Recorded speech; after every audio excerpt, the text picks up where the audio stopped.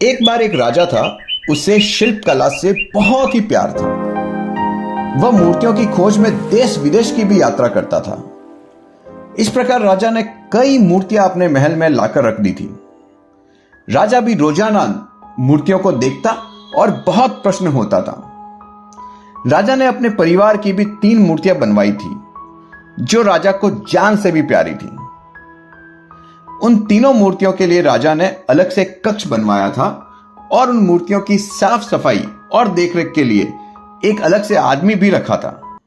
उसका नाम था हरिचंद।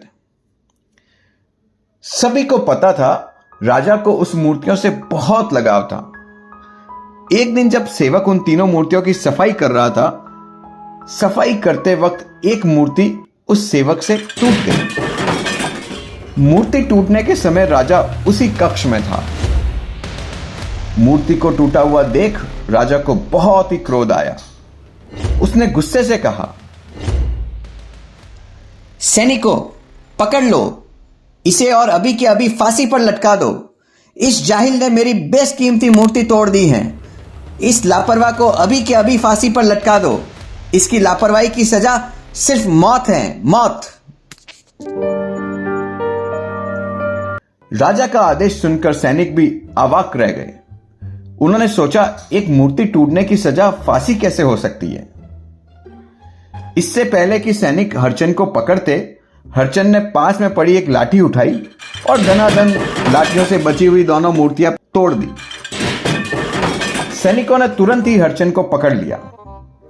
तीनों प्रिय मूर्ति को टूटा हुआ देख राजा का पारा 7वें आसमान पर था। अरे पाजी, तुझे मुझसे डर नहीं लगता क्या?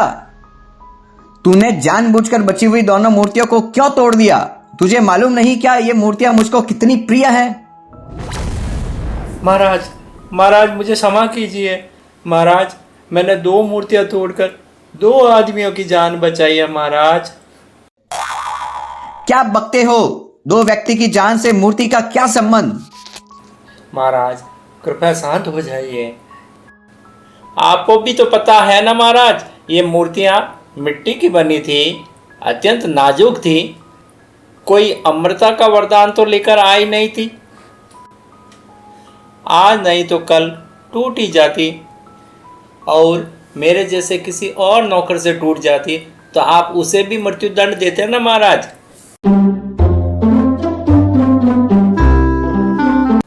महाराज, मृत्युदंड की सजा तो आप मुझे पहले ही दे चुके हैं, इसीलिए मैंने बची हुई मूर्तियां जानबूझकर तोड़ दी ताकि उन 2 व्यक्तियों की जान बच सके जिनके हाथ से भविष्य में अगर मूर्तियां टूटती तो आप उन्हें भी मृत्युदंड देते। इसी तरह केवल मैंने 2 मूर्तियां ही नहीं तोड़ी है, बल्कि 2 व्यक्तियों की जान भी बचाई है महाराज। मेरी बात सच है ना महाराज? हरचंद की बात सुनकर राजा की आंखें खुल गई। उसे अपनी गलती का एहसास हो गया। राजा ने तुरंत ही सेवक को मुक्त करने का आदेश दे दिया। इस तरह सेवक ने राजा को सिखा दिया कि सांसों का मूल्य कितना है। साथ ही यह भी सिखाया कि अपने निज प्रेम के चलते किसी को छोटे अपराध के लिए बड़ी सजा देना अन्याय है।